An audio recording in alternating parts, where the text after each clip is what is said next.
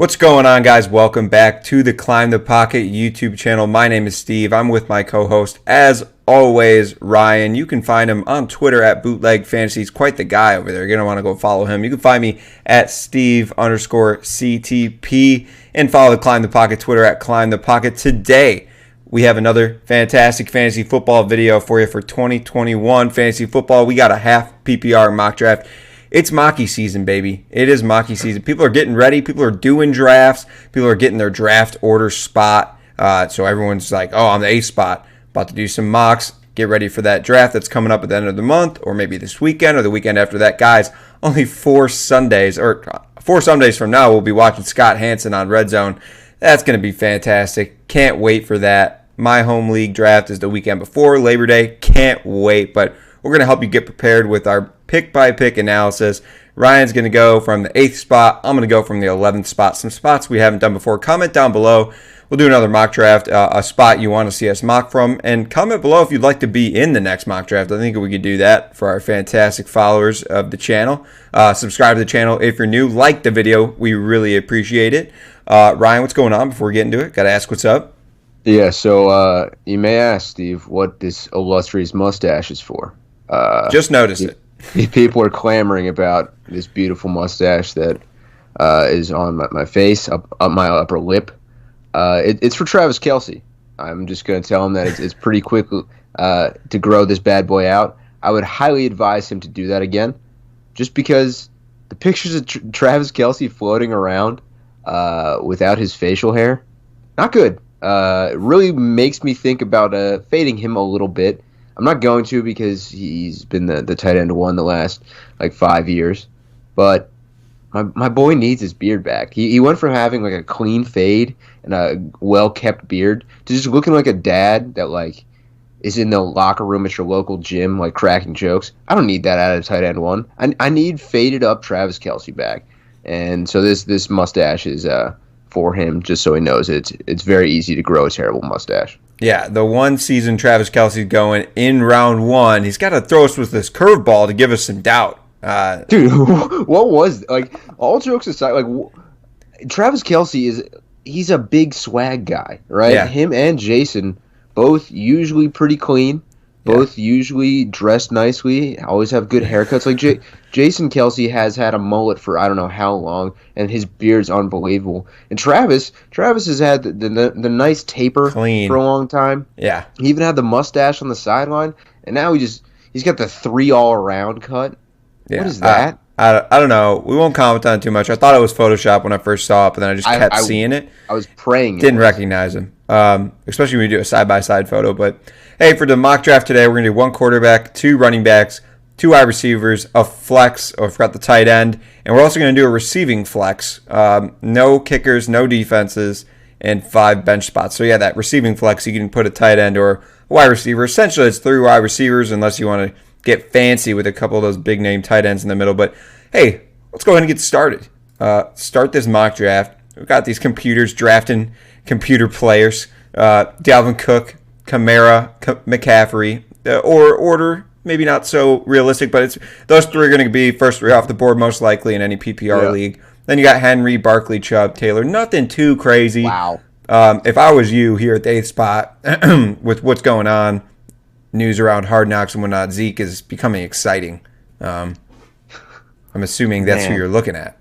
That is, and with the amount of wide receivers that you get to start in this league, I don't love going wide receiver, and you don't like being a slave to projections.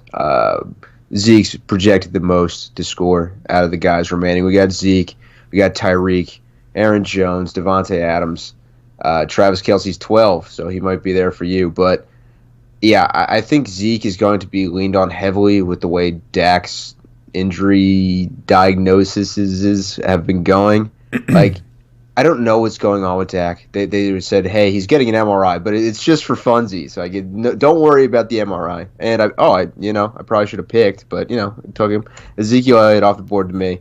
No, I don't really love the way things are going for the Dallas News. So definitely going with Zeke there. Yeah, that's a great pick. It's the end of that running back run before the first wide receiver goes. Then Tyreek Hill and Aaron Jones. And at the end of these drafts, if you're at the 11 or 12, you really got to go get your guys. Get yourself a player you feel comfortable with in round one, and then on the second pick, when you're at the end, you're gonna have to reach to go get your guys more than likely, unless there's a guy of value right there for you to scoop up. And I like to get 2 running backs, and I definitely have the opportunity to do so. But I can't pass up in any sort of PPR league, my boy, Devontae Adams. Skipping out on the Kelsey, the hype that everyone's taking Kelsey in the first round. I'll gladly take Adams. I think him and Rodgers showed last year that they are still the best wide receiver quarterback combo in the league, and that's going to continue into this year. Adams is a threat for 15-plus touchdowns at any time. I love that. Easily over 1,100 and 1,200 receiving yards, even though he went over 1,000, I think, for the first time last year. But 17 games, get that extra padding. It's going to be great. Team 12, Kelsey, Harris, and then I'm back up, and I'm going to scoop up Austin Eckler. I don't know if Austin Eckler is going to be there for you in your drafts outside of the first round, but I'll capitalize on it here because it complements my first going with a wide receiver, getting rewarded with a guy like Eckler. If Eckler wasn't there, might have looked at another running back like Gibson there, reached on him because I'm a fan of Gibson this year. But after Gibson goes Hopkins, and then you're back on the clock. Yeah, I'm back up here. I'm going to not use my full minute. I'm going Stephon Diggs. Okay. He was the wide receiver 1 last year, and the rapport with Josh Allen just continues to grow. There was pretty solid news out of the Josh Allen camp today of how electric he looked. It wasn't just a fluke last year. I think Josh Allen's a real deal. And having a bona fide stud wide receiver in Stephon Diggs on your team always makes you feel better. And I'm back on the clock again. After Diggs went, Mixon, A.J. Brown, who I do love, Clyde Edwards-Helaire, Ridley, Metcalf. Mahomes went to team 2 at the 2-11. So he was the first quarterback. I'm not taking a quarterback here. I'm taking a running back, Steve, and because the drop-off at running back is drastic, and I can find some wide receivers towards the next couple of rounds. So, obviously, I'm going with the most disrespected running back in the league, David Montgomery, obviously. Yeah. I mean, I know you're looking for more content out of our team here, but if David Montgomery's on the board, especially if he's the best player available, I'm already getting a huge value. Yeah, love that. I'm probably going to try to look at the running back position I can, but it is kind of thin at this point. You want to bite the bullet with Miles Sanders or Josh Jacobs or kind of punt it, and I'm kind of in the position to punt it, which is why it's tough not to go 2 running backs right away when the opportunity presents itself, because I'm looking at a guy like Allen Robinson, who I think is one of the safest picks in fantasy football. I get him here at the end of round 3. Hopefully a few picks go by, and maybe I bite the bullet on a running back next time. It would have helped if Carson fell or Dave Montgomery as you pick, but I'll take Allen Robinson. I posted a tweet. Go check it out. I'd like to get some more votes on it, get some more input. Who's the best, or which second-year running back do you think is going to hit this year? Is it going to be J.K. Dobbins? Is it going to be Swift? Is it going to be Clyde Edwards-Helaire? Or is it going to be Antonio Gibson? One of these guys in the third round is going to really help you out. So one of those guys would have been nice to fall to me, but it is kind of tough to get at the end of round 3, one of those guys. A couple wide receivers I liked a lot. Mike Evans and CeeDee Lamb go right before me, so don't love that. And I'm probably going to have to take a risk. I'm looking at Jacobs, Sanders, and Henderson here. Don't like to take risks this early. There are some good wide receivers still, but I feel pretty good. I do get to start 3, so I could do that. Out of Jacobs and Sanders, I mean, Henderson, there's slight question marks. Not really. I do like his offense the best. I'm going to go with Miles Sanders. I don't feel great, but I do like the Eagles' offense this year better than I did last year, so I'll just go with that small positive and draft him. Yeah, so here I am on the clock. Chris Godwin went, which, I do like Godwin. That offense is weird to me, though, but that's Team 10's second wide receiver, and it's probably their second wide receiver who's a wide receiver 2 on their team. Not loving Team 10 at all, actually. But here I am looking at wide receivers because I scooped 2 running backs, and I feel really good about that, especially with what just happened in your whole thought process. It would have been me, and there would have been more running backs off the board by the time it came back to me. But the wide receivers here are great. I love Cooper Kupp this year. I love DJ Moore. Amari Cooper, questionable. I don't love the injury stuff, and I'm gonna take DJ Moore. Nope, Cooper Kupp. I'm taking Cooper Kupp. I'll talk it through. I like the pick. I usually would go DJ Moore there, but the more I hear out of that camp, I really think Cooper Kupp is going to be the wide receiver 1 this year. As much as I love Bobby Trees, I think it's a big Cooper Kupp year, and his value is unbelievable. It comes back to me. Would have liked DJ Moore to fall to me. He goes behind Kenny Galladay, which is a mistake by Team 1. I don't know what they're doing. But I'm looking at my roster construction, 2 running backs, 2 wide receivers. Kyle Pitts went, and I'm now looking at more wide receivers. Chase Claypool would be interesting to me, but I don't know what happened today. If you're watching this on the 18th or later, you probably know what happened to Chase Claypool, but he just left practice and couldn't walk off the field. So hopefully he's good. With that in mind, I'm taking Deontay Johnson, and I'm going to be a PPR machine of a team. So, yeah, no, I don't know what's good with Chase Claypool. That's very concerning. I like Claypool over T. Higgins, who's ranked above him, and that's where I probably would have gone if I knew Chase Claypool's okay. Yeah, that was tough. Deontay would have been a perfect pick for me right there. Really cap off the wide receiver core. I really like Team 7 if everything works out with Jonathan Taylor and he beats out all the... I do like Team 7, except for Adam Thielen. Yeah, touchdowns, man. He maybe not as many as last year, but who knows? That's fair. So Mark Andrews just went off the board. The best options available for me right now. I do have a weak running back room, so reaching on a guy like maybe Javonte Williams or something might pay dividends. I'm going to go with a tight end here. I'm going to take T.J. Hawkinson, prominent pass catcher for the Lions. T.J. Hawkinson. I think we see a leap of more than we saw last year. And Jared Goff's not better than Matt Stafford, but he's the best receiving weapon on this team.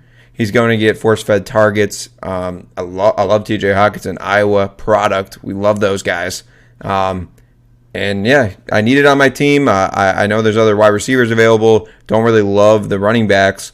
So I'm going to go with T.J. Hawkinson. I'm going to take a tight end early. Don't usually love to do that, but Edmonds goes at the 5'12", the 6'1", Jamar Chase.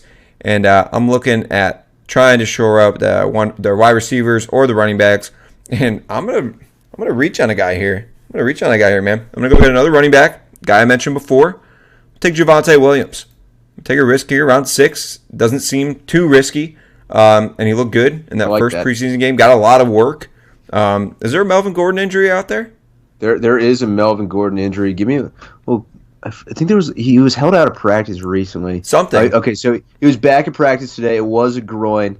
Yep, he's back, but that's never good news. Don't love to hear that, and that's great news for a rookie. Actually. Give him a little more time, and if he comes out hot in the season, if the groin injury is lingering, hey, he's getting that role. So I'll take the chance here around 6. So I'm taking the actual probable wide receiver 1 in Cincinnati. That's T. Higgins. He's going behind Jamar Chase in all formats, and I don't love that.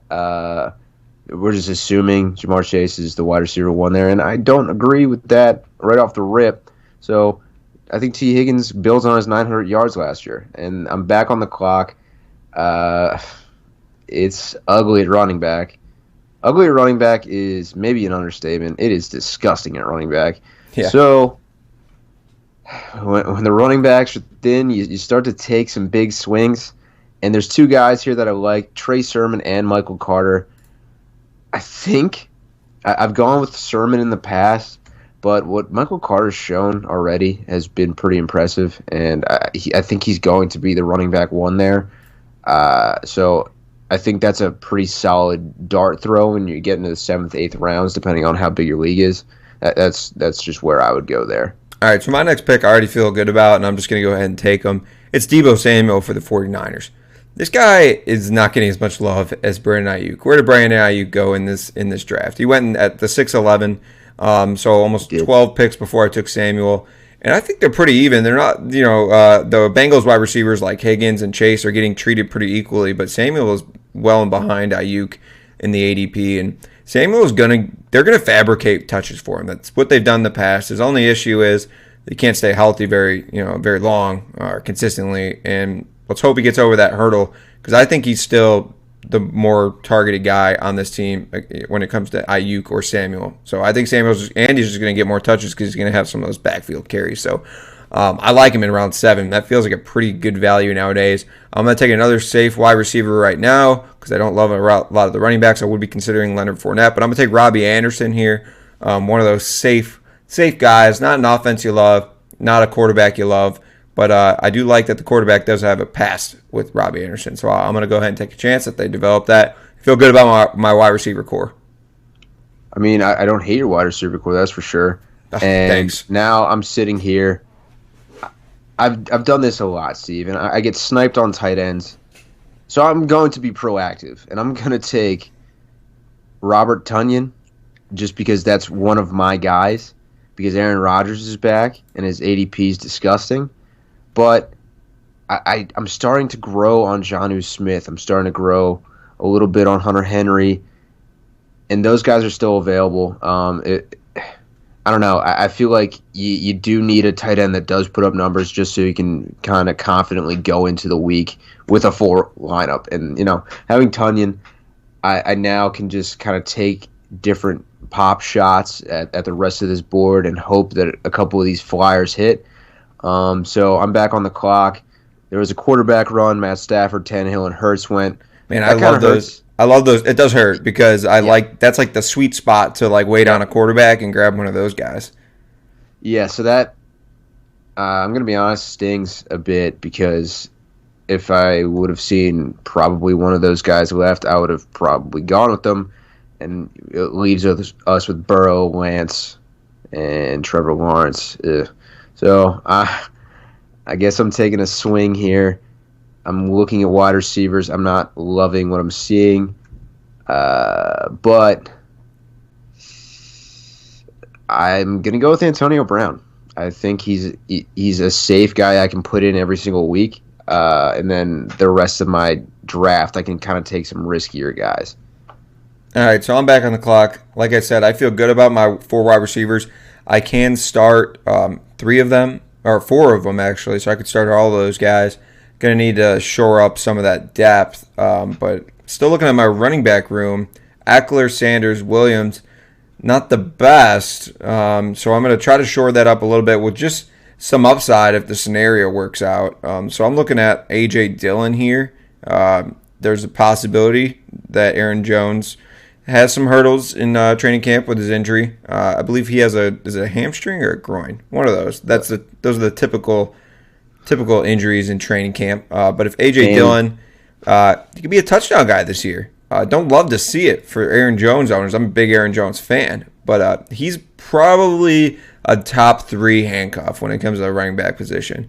Him, Tony Pollard, and I don't really know exactly the third one. It used to be Alex Madison, but we haven't really seen anything from him in years because he hasn't had the opportunity behind Cook. So I like A.J. Dillon there. Gesicki goes, Mike Williams goes. I'm back on the clock. Still don't love all the quarterbacks here. I think I'll just continue to wait. Don't really see a safe guy that I need to draft right now. Looking at the wide receiver position, also not great. But I'm going to take a reach here because the draft is kind of almost over. We're only drafting 13 spots. I'm going to draft Marvin Jones. I think he's going to have a really good connection with Trevor Lawrence this year. I agree. Targeted a lot in that preseason game. The snaps he did play, and that's what you love to see. I think he played 10 snaps and was targeted 4 or 5 times. He looked nice. Yeah. And he's available after drafts to just pick up off the waiver wire. He's my guy to grab in round 10. Good. No doubt. And everyone jokes that Sammy Watkins is or Tyler Lockett are the big game scorers, and then they kind of disappear. Marvin Jones is right in that category, but you at least get a little more out of Marvin. But right here, I'm going with Philip Lindsay, and my thought process is there's a good chance that David Johnson doesn't make it out of camp with that team, and Mark Ingram's old, and Philip Lindsay would be the last guy there. So I think Phil's got a good chance to get a pretty good amount of snaps. So he's firmly on my radar at the end of drafts because he's still young. He's not great at pass catching, but that's fine. I think he's going to see a lot of touches because the other guys are just old. I mean, you can't argue with age. I'm back on the clock. I already have Stephon Diggs, but right here is where I'd probably be looking at like Gabby Davis. I like getting him late. Did Russell Gage already go? Because Nope. he did not. Beautiful. I like taking Russell Gage late as well because he's a wide receiver too in a pass-heavy offense. He's my guy. I mean, I've been banging the drum for him for 2 years now, Steve, and he's coming. He's paying dividends, and it's a great time if you got Russell Gage on your team. So that's where I'm going there. All right, I'm on the clock. I do need a tight end and a quarterback. I'm going to go ahead and scoop my tight end. I'm going to take Jonnu Smith here. Yeah, we goofed up on quarterbacks. Yeah, a little bit. I would have liked if there was more bench spots. This is going to be a heavy waiver wire league. Going to be a lot of guys available. But I'm based on what I saw in the first preseason game, I'm really liking Justin Fields, where I want to draft him with a safe quarterback. So the safe and upside approach, as mentioned in our draft tips video, go check that out. Good plug. Take Justin Fields. Maybe he doesn't start week 1, 2, 3, one of those. But once he gets in there, he could be a league winner. You're always looking for that quarterback. So if I didn't have to only draft one quarterback in this right here, I might go that approach.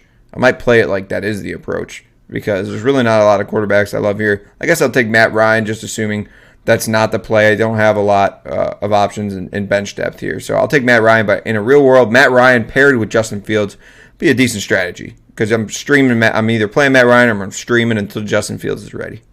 Yeah, I mean, you sniped me on my boy late in the stinking 12th round on quarterbacks. So that Ryan Gage combo. Can't miss out. Yeah, exactly. I mean, I was eyeing her up. She was in the scope, and it was down the barrel. Now I got to go with Baker Mayfield. Ugh. Yeah, describe what is Baker? Is he just Baker, does he have a safe floor? Is his ceiling just not there? Is it both of those? I think Baker is starting to realize that he doesn't have to be college Baker, and he took a big step forward with that last year. And he just let the game kind of come to him, and that was huge for the Browns. I mean, it was the best season in who knows how long. So it was great to see that he kind of figured it out. Is he slowly going back from hero quarterback to slight game manager? I think so, a little bit. He could be Kirk Cousins and be very well respected. Which is fine. It's great. He's going to make a lot of money, and he's not going to be in the Hall of Fame. And I mean, he might win a Super Bowl. Like, that's what's going to happen. That sounds pretty good to me. So my last pick, like I've said before, I buy heavily into videos and pictures on Twitter. And today there was a great video of Jalen Rieger skying for a one-handed touchdown in the back of the end zone. I'm firmly back on him. He's going to be everything we needed and more as the wide receiver 2 of the Philadelphia Eagles. So, okay, I'm back on the board. Running back would be nice if there was a running back. I'll probably just play the waiver wire at this point. Looking at the wide receivers, I'm going to take a guy that you mentioned earlier, and that's Gabriel Davis. I really like the upside. You mentioned Josh Allen, how good he looks in practice and whatnot. It's just going to continue to get better. Josh Allen's great last year. He's just going to continue to dominate. So I think he's the number 2 there. They do pick up Emmanuel Sanders, and who else do they have there? They have Cole Beasley, but he's a completely different player. Small draft, but what out of it? Anything you're seeing here that kind of stands out as far as when a guy went? I did see Mahomes go in round 2. Yeah. It's realistic because it would probably happen in your home leagues if not everyone's sharp. So that could happen. CeeDee Lamb, I've noticed his ADP is flying up. I've seen him in the 3rd round a lot. Doing some mock drafts with some other friends. And round 3 is not out of the question for where he's going. And Mike Evans is back to being drafted before Chris Godwin, it feels like. I feel like Tyler Lockett's ADP is dropping a little bit. I think he's kind of dropping it while CeeDee Lamb rises. And I don't like Kenny Galladay in any formats just because the Giants are just a confusing team. So if he's going before like DJ Moore and Tyler Lockett, Deontay Johnson, I don't love that even a little bit. Yeah, I see Team 7. I like your wide receivers and your running backs, but then David Johnson in round 8 seems that's like bad. That's bad. I don't think I can draft David Johnson anywhere before round 11 or 12. It looks like he was only picked. He was there was no running backs after. That was a very clear tier break that he didn't see. He would have loved to get like Fournette or Moss, or Sermon. Yeah. That would have been good. But hey, there you have it. There is our teams right there. I'm Team 11. He's Team 8. Drop a comment below. I've had some comments in the past. I might be 3-0, might be 4-0. But Ryan, you're going for the victory today. Drop a comment. Whose team do you think is better from top to bottom? Small draft, but overall, who's got the best starting roster? Who's got the best depth? Give us both of those. We appreciate it. Like the video. Subscribe to the channel. Guys, 4 Sundays from now, NFL football. 3 weeks from now, our first start-sit video. 4 weeks from now, our first waiver wire video coming at you. We're going to help you win your fantasy football leagues all season long from the draft to the championship. Like I said, hit that subscribe button. We will catch you guys next week.